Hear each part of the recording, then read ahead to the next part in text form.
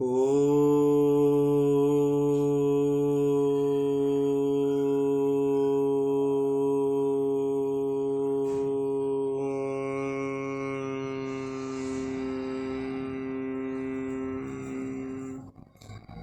ॐ भूर्भुवस्वः तत्सवितुर्वरेण्यं भर्गो देवस्य धीमहि धियो यो नः प्रचोदयात्। अभी आप लोगों को जो है ना ओम का जो नाद है वो क्लास के अंत में बताएंगे कि कैसे इसका उच्चारण करते हैं। बहुत लोग नहीं कर पाते हैं ओम का उच्चारण कैसे करना चाहिए, गलत होता है। तो इसके बारे में क्लास के अंत में बताएंगे कि ओम का उच्चारण कैसे करते हैं। चलिए,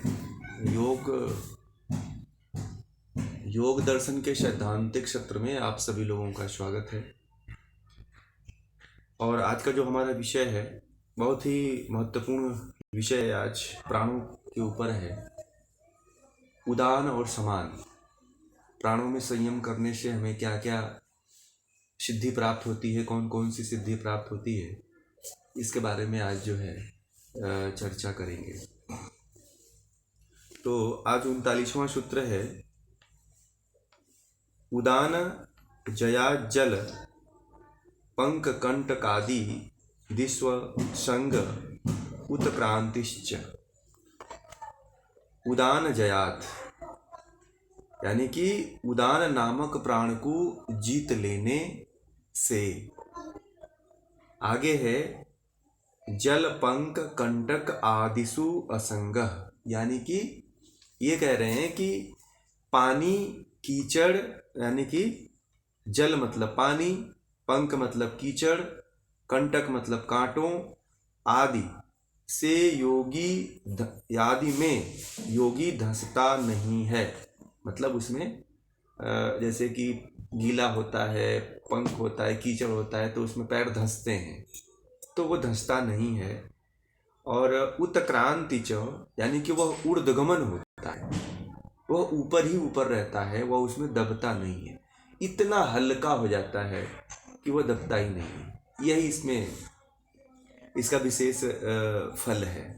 तो इसका जो तात्पर्य यह है कि अगर कोई योगी उदान नामक प्राण को जीत लेता है, उदान नामक प्राण में संयम करता है। जीतने का तात्पर्य यह है कि जब संयम करेगा तो ही जीतेगा। यहाँ पे डायरेक्ट उन्होंने कह दिया है कि उदान नामक प्राण, उदान जया यानी कि उदान नामक प्राण को जीत लेता है। यानी कि उदान नामक प्राण को जीतने का तात्पर्य यह है कि उदान नामक प्राण में संयम जब करता है तब उसको जीतता है, ऐसे नहीं जीतता है। जब उदान नामक प्राण में जब संयम करता है तब उसको जीतता है। यानी कि संयम का तात्पर्य जो है धारणा, ध्यान और समाधि, ये जब करता है तब जो है कोई जो है जीत पाता है। तो सबसे इससे पहले कि हम प्राणों को जाने कि प्राण क्या है, ठीक है, तो इसके अर्थ को बता दें फिर प्राण पे आएंगे। तो कह रहे हैं कि उदान नामक प्राण को जीत लेने से जो है जो योगी होता है वह पानी, कीचड़, कांटों आदि में धंसता नहीं है, ना ही उसे कांटे लगते हैं, ना ही उसे पानी से भीगता है वह, ना ही कीचड़ में दबता है, ना ही उसे कांटे चुभा पाते हैं। वह इससे ऊपर उठ जाता है, उसका शरीर हल्का हो जाता है, इसलिए वो कांटे कीचड़ पर नहीं लग पाते हैं संयम करने से, और ऊर्ध्वगमन यानी कि ऊंचा उठ जाता है। ठीक है, ये इसका तात्पर्य है। इससे पहले जो है व्यास आदि बहुत से ऋषियों ने, योगियों ने इसके ऊपर अपना भाष्य किया हुआ है। तो इसका तात्पर्य यह है कि सबसे पहले हम जाने कि जीवन है ना हमारा, तो जीवन में ही प्राण रहता है। प्राण किसको कहते हैं? प्राणायाम आप लोग सुने होंगे। प्राणों का आयाम यानी कि जीवन, यानी कि जीवनी शक्ति, जिसको जीवन कहा गया है, जिसको जीवनी शक्ति कहा गया है, यानी कि वो जीवन क्या है। तो जीवन, अगर जीवन को एक समझा जाए प्राण के तात्पर्य से, तो इंद्रियां, अंतःकरण, बुद्धि, अहंकार, मन, ये दोनों प्रकार के जो कारण हैं, और इनसे जो मिलकर के जो इनके अंदर जो मुख्य रूप से जो प्राण है, वो शरीर का और इंद्रियों का अंतःकरण का जो व्यापार करता है, इसी को जीवन कहा जाता है। योग की भाषा में जीवन इसी को कहा जाता है, जिससे जो है, पीछे भी हम जीवन के बारे में बता चुके हैं, जो जो जिसके जिसके परिदृश्य में आया है उस तरह से जीवन की परिभाषाएं बदलती हैं। एक शब्द के बहुत से अर्थ निकलते हैं, ये भी ध्यान रखिए। एक शब्द के एक ही अर्थ और एक ही तात्पर्य नहीं बने रहते हैं, नहीं होते हैं। तो जो है इंद्रियां, अंतःकरण यानी कि उसमें पंच ज्ञानेंद्रियां, पंच कर्मेंद्रियां, सुतन मात्राएं सब आ गया। फिर बुद्धि, अहंकार और मन, ये दोनों प्रकार के जो कारण है, और इसमें जो है इनको चलाने वाला जो प्राण है, और प्राण जो इनके ऊपर पूरा जो व्यापार करता है, क्या होता है, उसी को जीवन कहते हैं। और इनमें सबसे, इस शरीर को चलाने में अगर सबसे ज्यादा कोई प्रमुख है तो वह प्राण है। इंद्रियां इस शरीर को नहीं चला सकती है, इंद्रियों के अंदर उतनी क्षमता नहीं है, जीवंतता नहीं है, जीवनी शक्ति इंद्रियों के पास नहीं है, कर्मेंद्रियों के पास जीवनी शक्ति नहीं है, और जो है आपके जो तन्मात्राएं हैं उनके पास जीवनी शक्ति नहीं है। प्राण के पास जीवनी शक्ति है। अगर प्राण निकल जाता है तो शरीर जो है मिट्टी बन जाती है। और इसी से संबंधित हमारा ये शरीर भी है। इस शरीर में 10 प्राण है, परंतु पांच उप प्राण हैं और 5 मुख्य प्राण हैं। तो इसमें मुख्य प्राणों के बारे में ही बताया है कि प्राण किसको कहते हैं। अब इसमें आप लोगों को पता होगा कि प्राण किसको कहते हैं। नासिका से लेकर के हृदय स्थान तक जो प्राणवायु रहता है, जो जीवनी शक्ति रहती है, उसे प्राण कहते हैं। इसमें क्या होता है कि हृदय, जिसमें हम श्वास प्रश्वास नासिका से लेकर के हृदय आदि सुचारू रूप से अपना रक्त का संचार पूरे शरीर में करता है, जिसके माध्यम से, प्राण के माध्यम से ही जो है हम ऑक्सीजन शरीर के अंदर लेते हैं, और सभी कोशिकाएं जो है उस प्राण से जीवित रहती हैं, और हमारा शरीर भी उससे जीवित रहता है। हृदय आदि भी, हार्ट आदि भी उसी से चला करता है। तो ये प्राण है। अपान क्या है, यानी कि नाभि से लेकर जो है पैरों तक जो रहने वाला प्राण है, रहने वाली जो वायु है, उसे अपान वायु कहते हैं। यानी कि नीचे जो जितने भी कार्य गति होने वाले हैं, मल मूत्र त्याग करना और भी जो चेष्टाएं करना, वो सारे के सारे कार्य जो है अपान वायु से होते हैं। बच्चा पैदा करना, बच्चा जन्म देना, ये सारे के सारे अपान वायु से ही होते हैं। मल का त्याग करना, मूत्र का त्याग करना, काम क्रिया करना, ये सारे अपान वायु से ही होते हैं। तो ये अपान वायु है। फिर जो है अपान वायु के बाद जो है हृदय,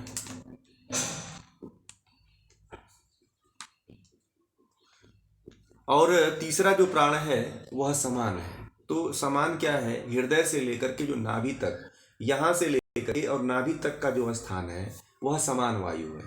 तो उसमें हमारे जितने भी लीवर है, पैंक्रियाज है ना, आते हैं, वो सब मतलब आ जाती हैं, छोटी आंत तक आ जाती है शायद। इसमें जो है खान पान के जो रस हैं, उनका आदान प्रदान, उनका क्रियाकलाप इसमें समान में चलता है। तो आप लोग भी इसको जानते होंगे कि समान प्राण क्या है। अब ये 3 प्राण तो आपको बता दिए, और चौथा प्राण है व्यान। व्यान प्राण किसको कहते हैं, ये चीज समझना है। जो संपूर्ण शरीर में व्याप्त होकर के, रक्त आदि का संचार करता है, वो पूरे शरीर में व्याप्त होता है। वह जो है वह विभिन्न क्रियाओं को, चेष्टाओं को भी करवाता है। वह क्या है, वह व्यान नामक प्राण है, वह व्यान है, ठीक है ना, जो संपूर्ण शरीर में व्याप्त रहता है। और 5वां जो प्राण है वह जो है उदान है। कंठ से लेकर के मूर्ध्वा तक रहता है, कंठ से लेकर के मूर्धा तक रहता है, यानी कि ऊपर की ओर ले जाने का जो कार्य करता है, वह क्या करता है, उदान करता है। तो ये हमारे शरीर में 5 प्राण हैं। इन 5 प्राणों के में समान जो प्राण है, उस पे कहते हैं कि समान प्राण पे अगर कोई संयम कर लेता है, तो वह जो है, वह योगी जो होता है, वह जो साधक होता है, ना ही वह में डूबता है, ना ही कभी उसे कीचड़ में धंसता है, ना ही कभी कांटों में फंसता है। वह उठ जाता है, वह जो है उठ जाता है। ऐसे ही इन पांचों प्राणों में संयम अगर कोई करता है तो पांचों प्राणों पे संयम करने से अलग अलग तरह की सिद्धियां प्राप्त होती हैं। तो इस तरह से जो है आप लोग भी इसमें साधना, इसमें संयम करके आप लोग भी इस सिद्धि को प्राप्त कर सकते हैं। इसमें साधना करने की आवश्यकता है। अब ये कुछ लोग कहते हैं कि ये चीज़ असंभव है, ऐसा नहीं होता है, परंतु मैंने देखा है। मैंने बहुत छोटा था तो हमारे गांव में एक यज्ञ हुआ करती थी। बहुत दूर से कोई साधु आए थे, तो वह जो है हमारे गांव में एक तालाब था, तो उस तालाब पे मैंने उनको तैरते हुए देखा। ठीक है, वो चल रहे थे उस तालाब पे, डूब नहीं रहे थे, वो चल रहे थे उस तालाब पे। अब मैं बता रहा हूँ, ये घटना जो है करीब 99 के करीब है, 1999 की घटना है। और उस समय हमारे गांव में बहुत छोटे छोटे हम लोग थे और यज्ञ हो रहा था उस समय। तो हमारे तरफ बहुत पहले इस तरह के यज्ञ हुआ करते थे। तो उस यज्ञ में जो है मतलब कि बहुत से साधु संत महात्मा अन्य जो है लोग जो है आए थे। तो उसमें जो है मैंने देखा था कि एक साधु जो है उसमें लेटे थे और डूब नहीं रहे थे उस तालाब में। वो तालाब गहरा था, हम लोग भी पता है कि उस तालाब गहरा था, देखे थे उस तालाब को, तो नहीं डूबे। तो तब मुझे कुछ समझ में नहीं आया। मैंने उस समय कहा कि ये तो लग रहा है कि नीचे से कुछ लगाए होंगे या फिर नीचे से कुछ ऐसा किए होंगे, परंतु अब समझ में आता है कि वो वास्तव में सिद्ध पुरुष थे।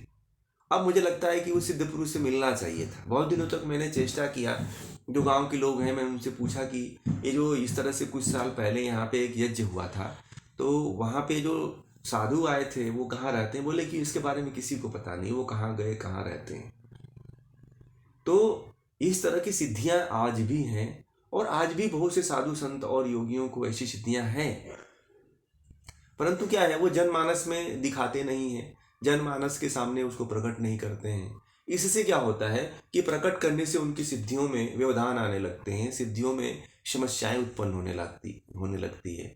इसलिए जो है कभी भी वह इस चीज को जो है नहीं जो है मतलब वो करते हैं, दिखाते हैं। ऐसे ही अगला जो है 40वां जो सूत्र है, समान जया ज्वल ज्वलनम।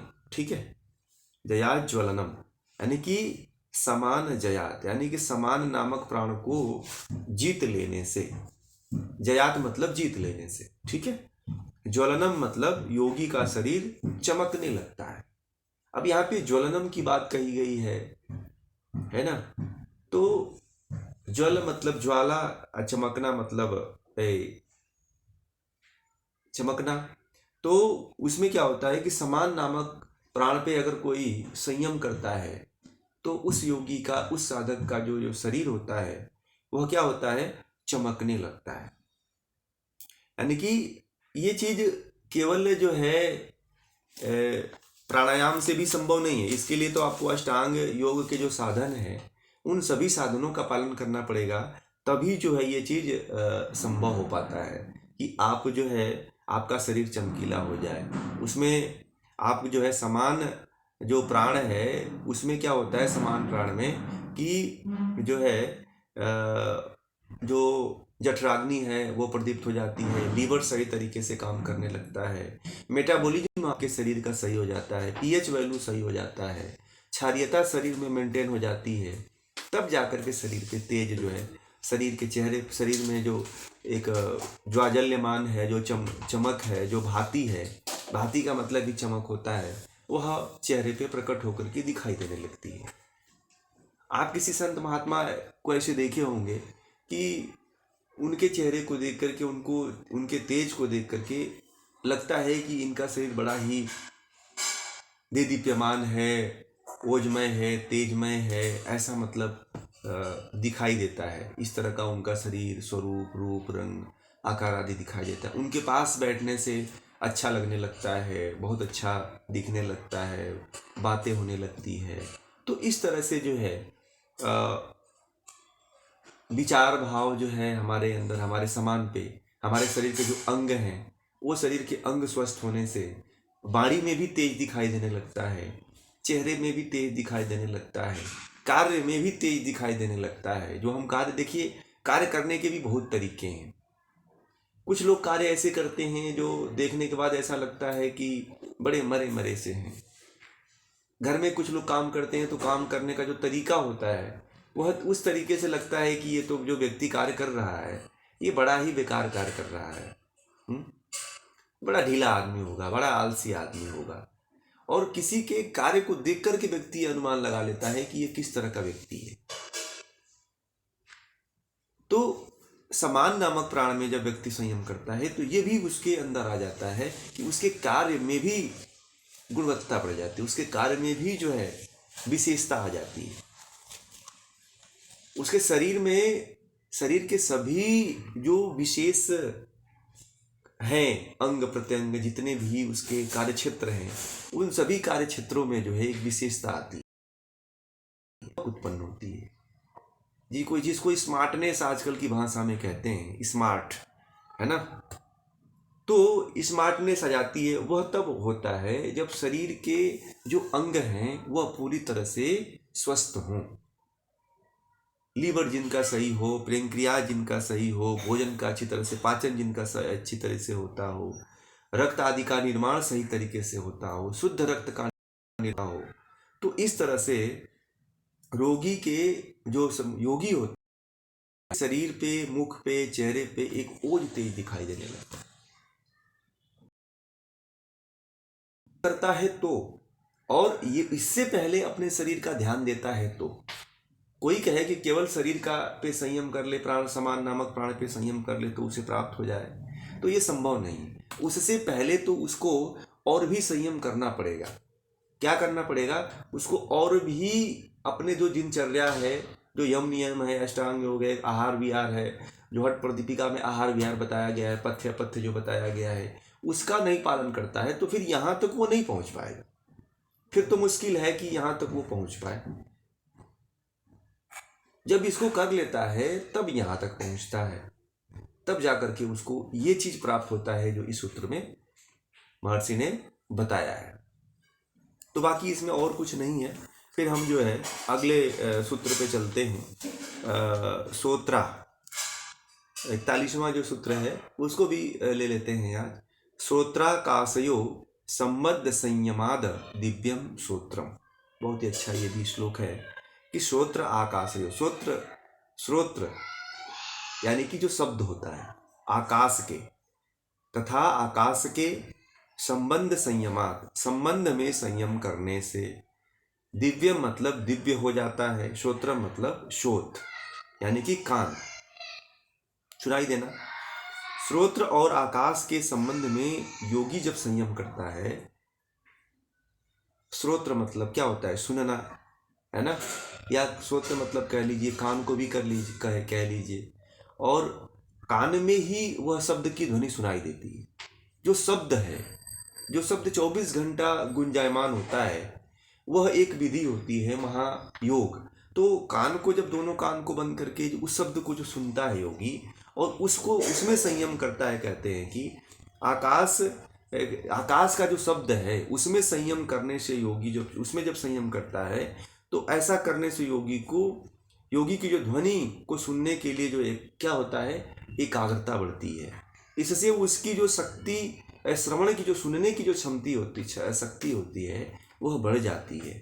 परिणाम स्वरूप वह क्या करता है, सूक्ष्म छोटी छोटी ध्वनियों को भी सुन लेता है जिन्हें साधारण व्यक्ति नहीं सुन पाते। समझ रहे हैं ना? जैसे कि रेडियो की फ्रीक्वेंसी है, रेडियो की फ्रीक्वेंसी, अभी आप और हम रेडियो की फ्रीक्वेंसी से, तरंगों के माध्यम से अपनी बात को सुन रहे हैं, ठीक है। परंतु बीच में जो हमारी आपकी आवाज, यहाँ से हम गुजरात में हैं, आप महाराष्ट्र में हैं, कहीं कोई दिल्ली में है, कोई मध्य प्रदेश में है, कोई उत्तर प्रदेश में है, तो इस तरह से जो लोग हैं उनको बीच में जो फ्रीक्वेंसी है वह नहीं सुनाई देती है। हमको तो एक यंत्र लगा हुआ है तो यंत्र में ध्वनि को सुन रहे हैं, परंतु जो बीच की ध्वनि है आकाश में जो शब्द की ध्वनि है उस तक को योगी सुन लेता है। इतनी सूक्ष्मता होती है। किसमें संयम करने से? सब श्रवण शब्द में और आकाश में अगर कोई संयम करता है तो वह किसी भी सूक्ष्म से सूक्ष्म शब्द को सुन लेता है, ग्रहण कर लेता है। यह केवल जो है ये जो है योगी को ही यह चीज मतलब कि प्राप्त होता है जब संयम करता है, बाकी और किसी को यह प्राप्त नहीं होता है। कोई कह ले कि मैं बहुत दूर की ध्वनि को सुन लेता हूँ, मैं जो है बड़ा दूर दूर तक की आवाज़ को मैं सुन लेता हूँ, तो ये मतलब कि वो ऐसा नहीं कर पाता है। ठीक है ना। कुछ लोग कहते हैं कि मैं दीवार से सुन लेता हूँ, दीवार के पीछे से सुन लेता हूँ, तो ये गलत बोलते हैं लोग। कोई भी व्यक्ति जो है यहाँ से लेकर के, आजकल तो छोटे छोटे रूम बन रहे हैं, इस रूम की बात उस रूम में नहीं पहुँच पाती है तो कान दीवार से कान लगा के कैसे सुन लेगा। आज लोग इतने व्यस्त हैं कि किसी की बात को कोई सुनना नहीं चाहते। कोई आकाश के शब्द को सुन नहीं पाता है। कितने लोग होंगे जो आकाश में भी शब्द होता है इस चीज को जानते हैं। ये लोगों को भी नहीं पता है कि आकाश में शब्द एक ऐसा शब्द है जो 24 घंटा गूंजता रहता है। कितने लोगों को पता है? आप लोगों में किसी को नहीं पता है कि आकाश में भी शब्द होता है। आपको ये मालूम है कि आकाश की जो तन्मात्रा है वो शब्द है। इतना आपने किताबों में पढ़ रखा है, कहीं आपको किसी ने पढ़ा रखा है, इतना आपको जानकारी है, परंतु क्या आपने कभी अनुभव किया है कि आकाश में भी शब्द होता है? सृष्टि की जब उत्पत्ति होती है तो सर्वप्रथम जो है शब्द की ही उत्पत्ति होती है, तब जाकर के धीरे धीरे जो है अन्य जो है पदार्थ की उत्पत्ति होती है, अन्य तत्वों की उत्पत्ति होती है, जो शब्द होते हैं। और एक चीज और बता दूं, आकाश में तो शब्द दूर की बात है, आपके शरीर में जो है एक 24 घंटा जो है एक शब्द चलता रहता है। क्या कभी उसको आपने सुना है? क्या है? आप लोगों को पता है क्या है जो 24 घंटा चलता रहता है आपके भीतर? एक शब्द, दो शब्द चलते रहते हैं। आप बताइए, आप लोगों के शरीर में दो शब्द 24 घंटे चलते हैं, वह कभी आप लोगों ने गौर किया है? बताइए, कितने लोगों ने ध्यान दिया है कि हमारे शरीर में दो शब्द सुनाई देते हैं? बताइए। अगर थोड़ा सा आप लोग ध्यान दिया होंगे तो इस चीज को, मेरी बातों को सुन रहे होंगे तो बता देंगे कि हमारे शरीर में दो शब्द सुनाई देते हैं। नहीं पता है जी? और बताइए। और भी बताइए। बहुत अच्छा प्रयास किया है ना। श्वासों के माध्यम से भी चलता है। और एक हृदय जो है, हृदय की जो गति है, लव डब की जो ध्वनि है, वो भी 24 घंटा बिना रुके हुए चलती है। कभी सुना है आप लोगों ने? है हृदय की गति को सुना है। और एक और ध्वनि सुनाई देती है, वो तो श्वासों के माध्यम से सो हम सुनाई देते हैं, ठीक है। परंतु अगर आप, एक महायोग होता है, उसको करने के बाद जो है ओम की जो ध्वनि है, जो आकाश में ध्वनि सुनाई देती है, वही जो ध्वनि हमारे पूरे इस ब्रह्मांड में सुनाई देती है, जो पूरा सहस्त्रार चक्र है इसमें सुनाई देती है। 3 तरह की ध्वनियां हमारे शरीर में सुनाई देती है। यह अनुभव की हुई बात है। एक तो श्वासों के माध्यम से, ठीक है, और एक जो है हृदय की गति जो है, हृदय जो चलता रहता है, लप डप की आवाज में चलता रहता है, धक धक की आवाज में करता रहता है, वह भी ध्वनि चलती रहती है। तो सर्वप्रथम जो है प्राथमिक जो साधक होते हैं उनको हृदय की गति को सुनने के लिए कहा जाता है। जो ध्यानी, असली ध्यानी जो ध्यान करवाते हैं, वो सर्वप्रथम जो हृदय पर लेकर के आते हैं कि आप जो है हृदय पे ध्यान करिए। फिर जो है उनको श्वासों पे लेकर के आते हैं। फिर जो तीसरा जो स्टेप आता है, वह अपने भीतर जो ओम का जो नाद है, जो पिंड में है, वही ब्रह्मांड में भी नाद सुनाई देता है। जो पिंड के नाद को सुन लेता है वही ब्रह्मांड के भी नाद को सुन पाता है। जो पिंड के नाद को नहीं सुनता है वो ब्रह्मांड के नाद को नहीं सुन पाता है। ये आप लोगों को बता दें, जो पिंड के नाद को नहीं सुन पाता है वो ब्रह्मांड के नाद को नहीं सुन पाता है। इसीलिए अपने भीतर सुनने का प्रयास करिए, अपने भीतर उतरने का प्रयास करिए। लोग ध्यान जब करते हैं तो बाहर की ध्वनि को सुनते हैं। ये गलत प्रक्रिया है, टोटली गलत प्रक्रिया है। बहुत अच्छा वाइब्रेशन लगा देते हैं, बहुत अच्छा ट्यून लगा देते हैं, फ्लूट लगा देते हैं, कोई बाहर नाद लगा देते हैं, कटोरा नाद लगा देते हैं, उसको सुन करके बाहरी आनंद में जो बाहर वाला व्यक्ति हो उसको बाहर ही भटकाए रखते हैं कि चलो हमारा ग्राहक बना रहे। तो अंदर तो उतारिए। कभी जो है मैंने बहुत से ध्यानियों से मैंने इस चीज के बारे में बात किया कि क्या कभी अपने अंदर की ध्वनि को सुना है आपने? बोले कि बहुत हमने अनुनाद नाद सुना, अनुनाद नाद का ध्यान किया। मैंने कहा कि क्या ने अनुनाद नाद का जो बाहर की घंटी को खूब सुना, बेल बज रही है, टुन टुन चल रही है, रिंगे चल रही है, आप उसमें 1 2 3 4 ऐसे बजती है, उस पर तो आपने ध्यान किया। क्या कभी अपने अंदर के शब्दों को सुना है? तो बोले कि मैं तो सुन ही नहीं पा, आज तक नहीं आ पा। हमारे अंदर कहाँ कोई शब्द होता है, क्या बात करते हैं आप। उनको लगता है कि ये कोई बहुत बड़ी बात कह दी है, परंतु ध्यान वो किए ही नहीं। बहुत बड़ी मूर्खता में है। मुझे बड़ा ग्लानि आती है ऐसे ऐसे लोग जब ध्यान करके आते हैं और मैं जब उनसे इसके बारे में पूछता हूँ तो वो बता नहीं पाते हैं। बड़ा ही वो होता है, मतलब दुख होता है कि लोग जो है इसके बारे में जो है कभी मतलब जान नहीं पाते हैं, बता नहीं पाते हैं, वहाँ तक पहुँच नहीं पाते हैं। प्रयास तो करते हैं परंतु प्रयास कराया ही नहीं जाता है उनको कि किसका प्रयास करना चाहिए। पहले अपने भीतर तो उतरता ही नहीं है, अपने भीतर की ध्वनि को सुनता नहीं है, सोहम की ध्वनि को सुनता नहीं है, और भी जो है और भी जो है उन ध्वनियों को नहीं सुन पाता है, फिर शब्द ध्वनि को नहीं सुन पाता, इसलिए वह जो है इस चीज को नहीं प्राप्त कर पाता है। तो जो व्यक्ति, महर्षि पतंजलि कहते हैं कि जो स्रोत पे और आकाश में उन शब्दों पे जो संयम कर लेता है तो वह सूक्ष्म से सूक्ष्म ध्वनि को सुन लेता है। हम लोग तो यंत्र के माध्यम से एक दूसरे की बात को सुनते हैं, परंतु जो योगी होता है वह बिना यंत्र के ही समझ लेता है। आप यहाँ पे अपने भीतर कुछ मेरे बारे में बात कह रहे हैं, वह तुरंत पकड़ लेता है कि ये मेरे बारे में ये बात, ये फला आदमी ये कह रहा है। पहले के जो कहते थे कि जो लोग हुआ करते थे वह यहाँ बैठते थे और दूसरे राज्य में बेतार के तार बात कर लिया करते थे। उस समय जो हमारा जो टेलीफोन था, जो मोबाइल था, इतना विकसित था कि कोई यंत्र नहीं था, बिना यंत्र के लोग बात किया करते थे। वह कैसे बात किया करते थे? वह सबके पास नहीं होता था। जो इस सिद्धि को प्राप्त कर लेता था, श्रोत्र और आकाश तत्व में जो संयम कर लेता था, वही आपस में बात कर पाते थे। जन सामान्य सभी लोग इसके ऊपर बात नहीं कर पाते थे। वह केवल कुछ लोग बात कर पाते थे, जो यहाँ आकाश स्रोत पे जो संयम करते थे, जो सुनने वाली स्रोत इंद्रिय कान है उस पे जो संयम कर लेते थे, उनको ही ये चीज प्राप्त होता था, बाकी किसी और को नहीं प्राप्त होता था।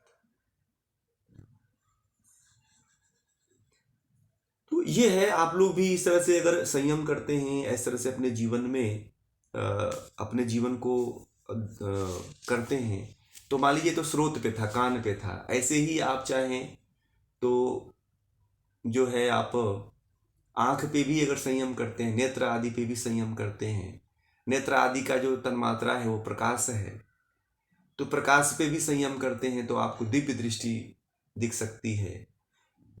घ्राण पे भी अगर संयम करते हैं तो सूंघने की क्षमता प्राप्त हो सकती है, जो गंध है ना। तो इस तरह से जो है जो आकाश तत्व है, कान का जो तन्मात्रा है वो आकाश है, तो उस स्रोत पे जो है, श्रोतेंद्रियों पे जो है आप संयम करेंगे तो आपको अनेक अनेक तरह की इस तरह की सिद्धियां प्राप्त होंगी। आप लोग भी इस तरह से प्रयास करने का प्रयास करिए। सबसे पहले तो अष्टांग योग के जो प्राथमिक सिद्धांत हैं उन सिद्धांतों को समझिए, समझने के बाद फिर जो है उसको अपने जीवन में लाइए। जीवन में लाने के बाद धारणा ध्यान समाधि तक पहुंचिए, उसके बाद फिर संयम करेंगे तो आपको ये सिद्धियां प्राप्त होंगी। और हो सकता है कि अगर आप बहुत बड़े अपने जीवन को धैर्य रखे हैं, जीवन को मेंटेन करके रखे हुए हैं, तो आप समाधि तक भी पहुंच सकते हैं, संप्रज्ञात समाधि तक भी पहुंच सकते हैं।